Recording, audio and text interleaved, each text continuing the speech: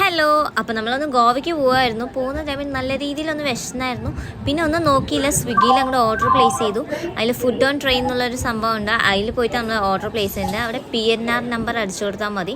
പിന്നെ നമുക്ക് നെക്സ്റ്റ് വരുന്ന സ്റ്റോപ്പും കൂടെ അടിച്ചു കൊടുത്താൽ നമുക്ക് വേണ്ട ഫുഡ് അവിടെ എത്തും. ഹലോ, അപ്പോൾ നമ്മളിപ്പോൾ മംഗലാപുരത്താണ്. നമ്മൾ സ്വിഗ്ഗി ഒന്ന് ഓർഡർ ചെയ്തായിരുന്നു ഫുഡ് കിട്ടുമോ എന്ന് അറിയാൻ വേണ്ടിയിട്ട്.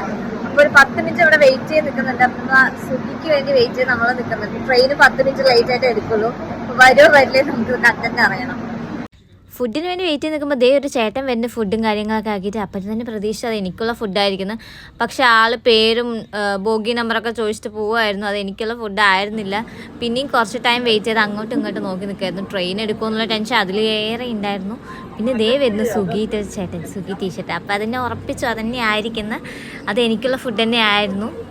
അങ്ങനെ അവസാനം ഓർഡർ ചെയ്ത ഫുഡ് തന്നെ കിട്ടി. അപ്പോൾ ഭയങ്കര സന്തോഷമായിരുന്നു. അപ്പോൾ നമുക്ക് ഇങ്ങനെ ഓർഡർ ചെയ്ത് നമുക്ക് ഇഷ്ടമുള്ള ഫുഡ് നമുക്ക് ട്രെയിനിലിരുന്നും കഴിക്കാൻ പറ്റുമെന്ന് മനസ്സിലായി.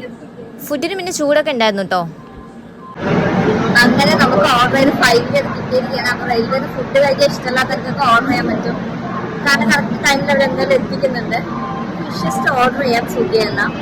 2-3 സ്റ്റോപ്പ് മുന്നേ ഓർഡർ ചെയ്ത് നമുക്ക് കറക്റ്റ് ടൈമിൽ കിട്ടും. അല്ലെങ്കിൽ കുറച്ച് ലാഗ് ആവാൻ ടൈം എടുക്കും വരാൻ. അപ്പോൾ നമുക്ക് ഇഷ്ടമുള്ള ഹോട്ടലിൽ ഓർഡർ ചെയ്യുകയും ചെയ്യാം. പിന്നെ വിശ്വസിച്ച് കഴിക്കാനും പറ്റും. റെയിൽവേന്ന് കുറച്ച് ഫുഡ് ബാഡ് ആയതുകൊണ്ടാണ് ഞാൻ ഇങ്ങനെ പറയുന്നത്.